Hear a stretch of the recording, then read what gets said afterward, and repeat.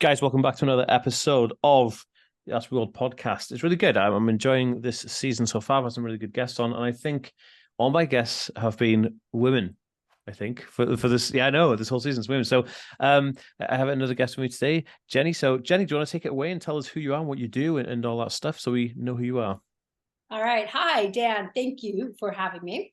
You're welcome. I'm Jenny Sandler, and I am a teacher, basically, but I have evolved. I have a company called Homeschool UK, and I specifically support children who are autistic, dyslexic, and or have ADHD. I help them by teaching them one-to-one.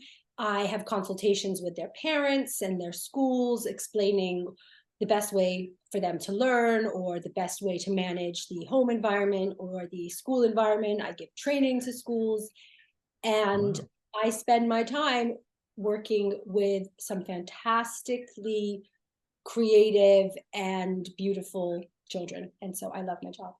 Oh, that's amazing. So, how long have you been doing this for? I have been working like this for about 13 or 14 years. Before that, I was a traditional teacher Oh, in school in a classroom. holy smokes. And so is it a lot different to schooling traditionally in a classroom versus schooling kind of one-to-ones? Like, is it completely different or is it very similar? You just got a different tag audience?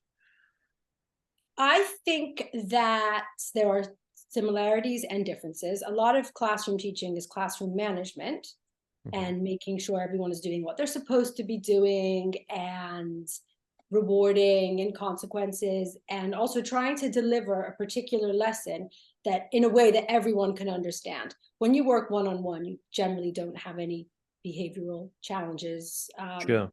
and you can teach exactly what that child needs to learn, and you can teach them in exactly the way that they need to be taught, which often, if you are dyslexic or autistic or have ADHD, is slightly different to the way mainstream teaching is undertaken in the classroom.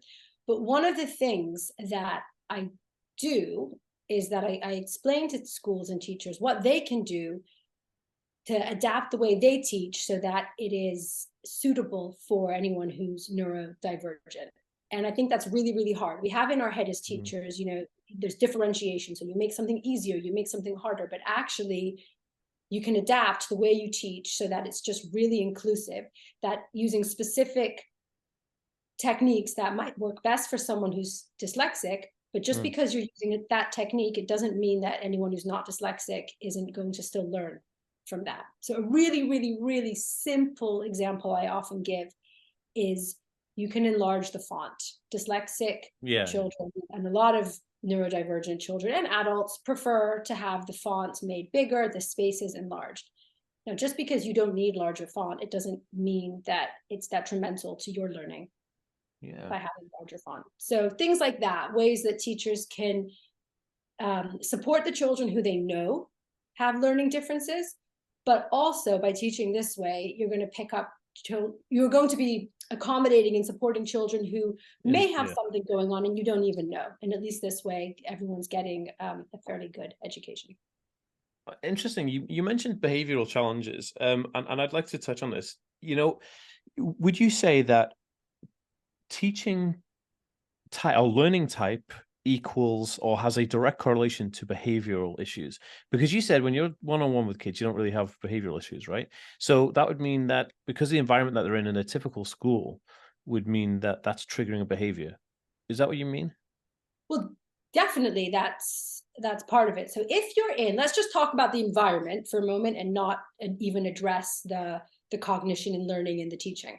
If Sure. you're in an environment that is not conducive to your best learning because Mhm. it's too loud or because it's too distracting, and I mean, even talk about like classroom clutter, visual clutter. So Mhm. there's lots Mhm. of things on the wall, or the all the supplies. So for example, all the math manipulatives, the math toys that teachers have, if they're visible, that's going to potentially distract someone. And Mhm. instead of focusing on what you need to be focusing on, you're actually looking at something else.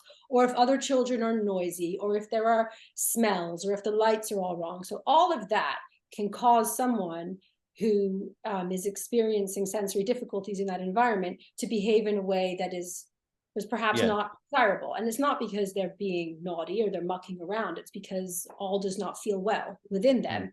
And mm, that behavior is communicating that all does not feel well.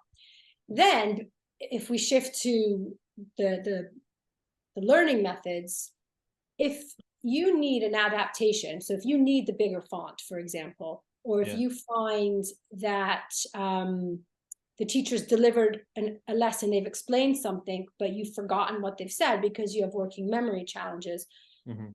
then of course you're going to act out in a way because you're bored or you're frustrated. And so which is why I don't have that Yeah. one-on-one, Yeah. because Yeah. if Yeah. a student isn't understanding something, You're able to go. Yeah. we can go through it. I can explain in a different way. So yeah, so definitely certain adaptations to the classroom environment and the way that lessons are delivered could improve behavior without having to use specific behavioral management systems. Interesting. Okay, so in terms of the schooling model, here's the thing. I think, like, because you're coming from a background of actual just teaching and education, and then going into more specifics, right? So I always feel like the school system is very archaic. Like, it's very old. The way schools are set up was designed to create individuals ready for factory working. That was the Isambard Kingdom Brunel, boom, and it hasn't changed since.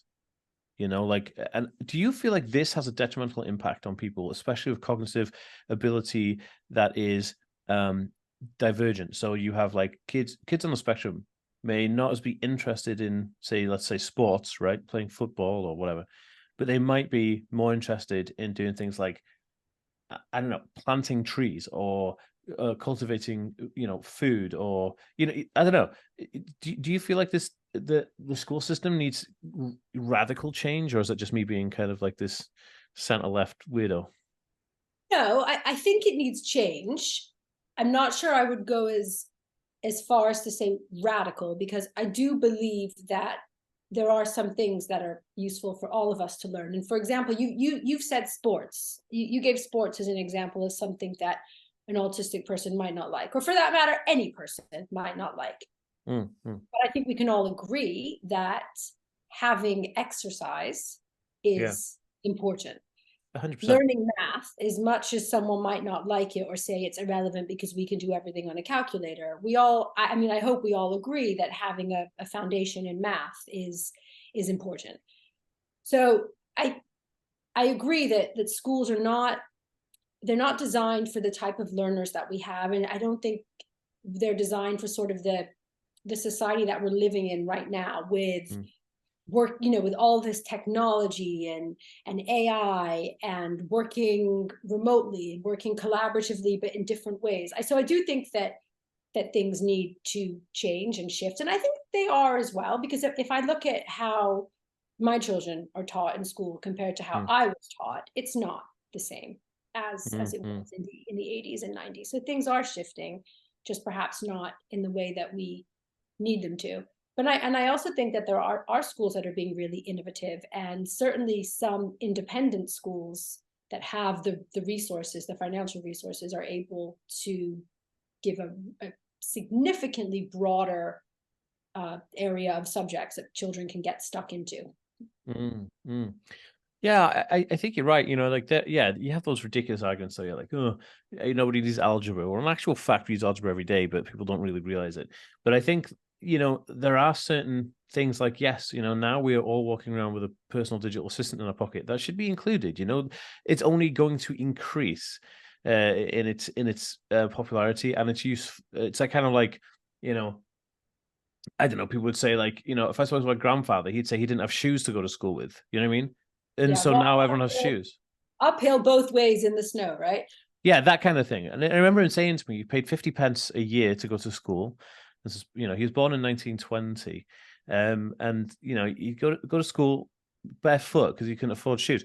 And so you can't say that, oh, we can't teach, from a standpoint of having cell phones with us because not everyone's going to have a digital assistant. Well, they will. You know, they do now. Kids now, and it's just like shoes. It was a technology at the time that was becoming more and more popular, more and more affordable as the things went on. And now we teach kids that we have to have, football trainers for school. We have to have school Mm, shoes for school. And that's not, it's not to do with economics. That's to do with societal change and evolution. So I do think, like you say, all the things that the technology we're using now is only going to improve. And if we keep teaching without using those methods to incorporate it in a large way, I think we are definitely leaving kind of opportunity and stuff on the table. Because what happens is you have a school kid who becomes 16 to 18, who then has to then relearn all those things if they didn't have that tutoring in school. You know what I mean? yeah. So But I think schools are using technology as much as they can, and perhaps sometimes just limited by the number of iPads or Chromebooks that they can afford. But yeah, yeah, one yeah, thing actually that I do want to point out that I think schools are doing that's important that we probably didn't have as children is a much greater focus on social and emotional well-being and yeah. positive mental health and citizenship and a lot of that, which is important, for growing up to be a well-rounded, happy person. And I also think 100%. one thing, because in my work, I often get very critical of what Mm. I see is happening in schools or what my students report to me, and I get very kind of defensive and this isn't right. You deserve better. On Yeah, the other hand, though, I can also see from the school's perspective that first of all, schools are not given a lot of money, no, so they're under resourced. They yeah, have but so much responsibility. So when I think about what a school did for me and possibly for you when we were younger, is the school's job was to educate us. We yeah, basically had to be competent in reading, writing, math, bit of science, bit of history. And I'm talking about primary school, I'm yeah, not yeah. talking. Just general. Yeah, yeah, But now schools have to make sure that children aren't hungry, children have clothes, children are not depressed, children have access to sports opportunities and and health. yeah, It's not the schools are much more involved with the big picture, and yeah. that it's important, and It is. it's important that we're aware of that as well. So when I'm thinking, like, take my own children, for example, when I'm Yeah. thinking, oh, like, why aren't they doing this level of math? My child's really capable. She should be doing this math. Well, actually, they're doing the best they can, but they're giving her a hell of a lot more than just math, with everything else that they provide. Mm. I think like, and you're absolutely right. That old saying of like, it takes a village to raise a child, right? And I think that comes from the old times where we used to have the churches or the clergy used to run the schools, but the clergy came from a charitable point of view. So they would have fed the children, they would have made sure they're clothed, they would have made sure that their well-being was okay. They'd be the third parent in this kind of like raising of a child. But we lost that, we lost that over the years because things progress. Very interesting though, and it is a fascinating subject. We could talk about it for hours.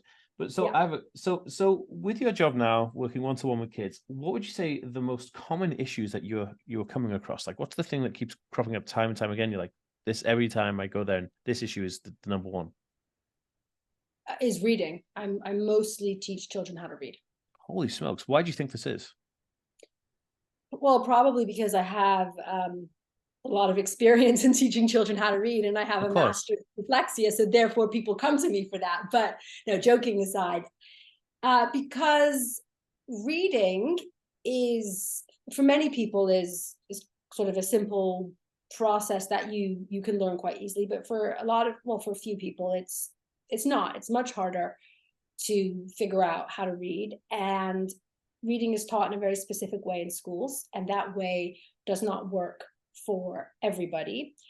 And one of the things that I do that I think is really successful is that I create my own books for the children that I'm teaching to read that are of interest to them. So if I'm teaching someone, and it's not just someone who's autistic, it started this way. It started, with me wanting to make sure that the autistic children I was teaching were really interested. So I would always ask in advance, what are your special interests? Or I'd ask the parents what they're interested in. And I would create a book about that interest. But it's really useful for everyone, because you need to be engaged. You need to want to do there, because a lot of times by the time a child has come to me, they're very switched off. So I need to get in there with what they like and pitch the book at their level. And I can select my own vocabulary. And I kind of at first don't really use the method from school. I just use my method, which is words that I think the child needs to know and wants to know, and then words in the same families. And then once we're kind of happy reading, then I bring back in the phonics and go from both angles. Interesting. Like, so do you think, and this is a broader question, and you're probably the best person to ask for this. So I'm dyslexic, like super dyslexic, like I wrote my book by dictating it to my iPhone whilst on a treadmill. So that's how I did it. And my handwriting is atrocious. Like you wouldn't believe, like my handwriting is just horrendous. And I don't so think mine is also, I don't think that's so bad. but it goes to the fact that like I have no real dominant hand, right? My left hand is just as bad as writing my right hand. So there's not really, and my son is exactly the same. But Yeah. And the thing that I think is most interesting is I can have my computers read to me, which is exceptionally more efficient because, and let me tell you something interesting. So my brain is going a bazillion miles an hour. And when I know what you're going to say. Can I guess? Guess what you're going to say? You can guess, but I think you'll be wrong in the second half. I think you're going to say you speed everything up when you listen. That's the first half. I speed everything up. I speed all the videos, speed all my books, speed all my podcasts, everything. And I can just adjust it at the level my mind is going. When I'm trying to read something, I can't read it fast enough because I'm having to really digest the symbols, really look at those symbols, trying to understand it, and then I get roadblocked. And it's the first thing in learning. If you don't understand the spelling and if you don't understand what a word is said, then the rest of it loses all context. Yeah. So definitely. There's another thing that's really important with me and how I visually learn things is symbols. And symbols is not reading. Symbols is recognition of something that identifies, like, a stop sign means don't go there. You know what I mean? It doesn't say don't go here because it's dangerous. You just know it because you see the symbol. Right. So would you say that words have less, reading words has less power now versus like symbols and having things read to you? Because if you're a blind person or a person who's partially sighted, you have to have things read to you anyway. Yeah. I think that, well, two things. First of all, I want to just say that we're really lucky that we are living in this age where we are, where you can have audiobooks and you can have a computer read something to you, and you can get these special pens that scan the text and read to you, because it's transformative. And it takes a lot of pressure off and a lot of the anxiety that comes with learning to read. In terms of symbols,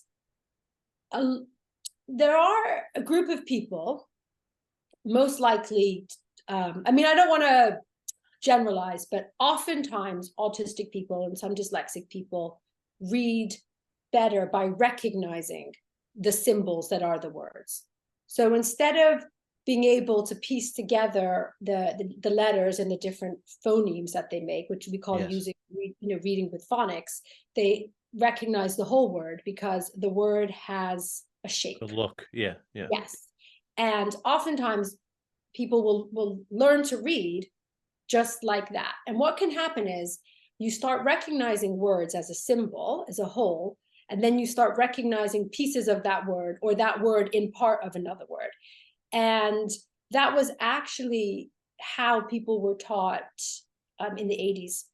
Because that's how I learned to read, yeah. Yeah, and it shifted. But I'm not saying that sight word method is now sort of no longer in vogue for reading, but it's not a bad method. Phonics is in vogue and phonics is good. I'm not saying children shouldn't learn phonics, but it's a combination. I'd say on average, you need to use a combination of methods. And there are some people who can only learn to read with phonics and some people who can only learn to read with sight words. But what you'll find is that if you are a sight word reader, if you do sort of use that symbol method, you'll be able to read words that other people may find very difficult, because a Mm-hmm. long, complicated word the symbol is brighter, if that makes sense. Okay. 100%. Yeah. So you'll find reading more complicated words that you've recognized much easier than reading things like then, there, this, and they. Homophones. Yeah. Or yeah, not just homophones, but words that look similar, like they Yes, the and short ones. them, I have this right? exact experience. My In girlfriend's like, is. how can you read like, very complex words, but you're very Yeah. bad at reading the small ones? And that's exactly why, Yeah. because I recognize them as, yeah, they're bigger, aren't they? They stand out and you remember I them. mean, if you think of the, on, O-N, and N, N-O, Mm, like the shortest words in the alphabet kind of thing, but they are very similar looking. hmm. So That's super interesting. I'm not sure. I kind of forgot what your original question was, but Oh, I just, yeah, my question was really, really simple. Do you think that symbols and kind of like technology hold more weight to a person's development and learning versus traditional kind of like analog reading THE, the TH is th, and then E is eh, the. You know what I mean? Like, so I think that for children and adults who struggle with reading, technology is a very useful and powerful tool. And to understand, I guess if you're a teacher who's younger and has trained more recently and was taught to read using the phonics approach, to recognize that sometimes the old-fashioned sight word or using logographs is also a valid way to support reading, and interesting. for some children is the better way. Yeah, yeah. I just find it fascinating because I always find workarounds, and my workarounds are always kind of not traditionally what people are using. You know, what I mean, I'm thinking, but it works for me, and it works really, really well. Is this kind of frowned upon? I don't know. Interesting. Okay, um, so here's a question: what's the most challenging type of client you come across? What's the most challenging part? Like, so okay, so sometimes I work with children who have been asked to leave their school. That's how I got started, actually. That's how I sort of became this homeschool teacher. I was working with autistic children, mostly autistic, who had been asked to leave mainstream school. They were they were in independent schools for the most part, which is a little bit different. An independent school can ask someone to leave much easier than a state school. mm. And because of that whole experience, and they'd been through a really rough time and a lot of negativity and a lot of trauma, I get a lot of pushback from these children, because Oh, interesting. everything is hard. If you have learning differences, learning can be hard. If you've had a really rough time in an educational environment, then teachers can be scary. Mm. So I often have to work through that. And I can't just jump in and say, right, we're going to do reading and writing. And even if I'm have a method that's more appealing to that child, I often can't just jump in with that. And what I find is that I need to really, really step back and give them more support than I know that they need, just Mm. so that they can build up their confidence and learn to trust me that I'm Yeah, not you're going not there to judge them, and yeah. yeah.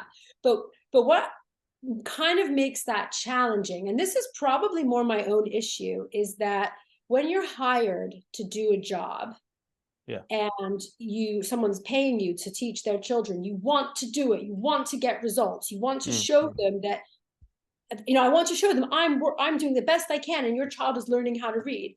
Mm. But and I kind of know, well, actually I'm not going to get results right away, I have to go really slow. So I often have that sort of struggle. But usually parents are very understanding. That's in my head, that the pressure is from me, not from them. Mm. Interesting. So we're running out of time, but I really want to ask my final kind of question before I ask, how can people get in touch with you and stuff, is what has been the best experience for you? Just you have to pick one experience of your job working one-to-one with kids. What's been the best experience? Has there been one time you're like, wow, this has blown me away, and you come home all emotional and really happy? Like, has that ever happened?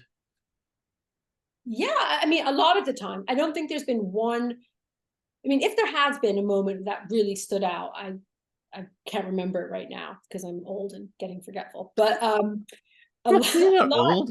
Well, We're like the same age, aren't we? You just call me old. well, yeah, I did. I did. Well, I This can speak for myself that yeah. I'm getting a little bit forgetful. But I just, when I see children that they're doing something that they couldn't do before, Hmm. that they're reading, that they're able to do the math, that they have a bounce in their step, you know, like these aha moments. But I want to share, as well as being a teacher. I have an autistic son, and I think a lot of the amazing feelings I get is when I see that he's being successful, that he's he's going on to secondary school next year, and Hmm. he's done 11 plus, and he's done really, really well, and he's put up with a lot of challenges. Or randomly, he's injured himself. He ruptured his ACL playing football, and he's had surgery, and he's been off sports. He can't play football for a year. He's not allowed to run, and he's a really, really active, busy kid. And Hmm. it's so hard and so frustrating. And I'm just amazed with how he's managing and dealing with it, even if it's hard for him. Hmm. And so I think I'm sort of regularly amazed and blown away by the resilience that children have, and sort of their spirit, and how they can get on with life even when it's hard. Hmm. Hmm. So, Interesting. No, that's lovely. And so if people want to learn more about you and find you online, do you have like an Instagram page or a website? Like, how do people get in touch with you? so I have a website. It's homeschooluk.com. Cool. I do have Instagram. I do have LinkedIn. I do have Okay. Facebook. I'm not great with any of those things. Okay. Well, if Thankfully, you yeah. But so the best way to get in touch with me is on my website, okay. and you can reach me through there, or LinkedIn. Yeah. Okay, cool. If you give me a LinkedIn link, I'll put it in the description of this video if anybody's Okay, wanting I to can find do her on that. LinkedIn. Awesome. This is a really interesting episode, and I've never had this conversation before. So thank you so much for being on the show, Jenny. My pleasure, and thank you for having me. It's been fun for me as It's been well. awesome.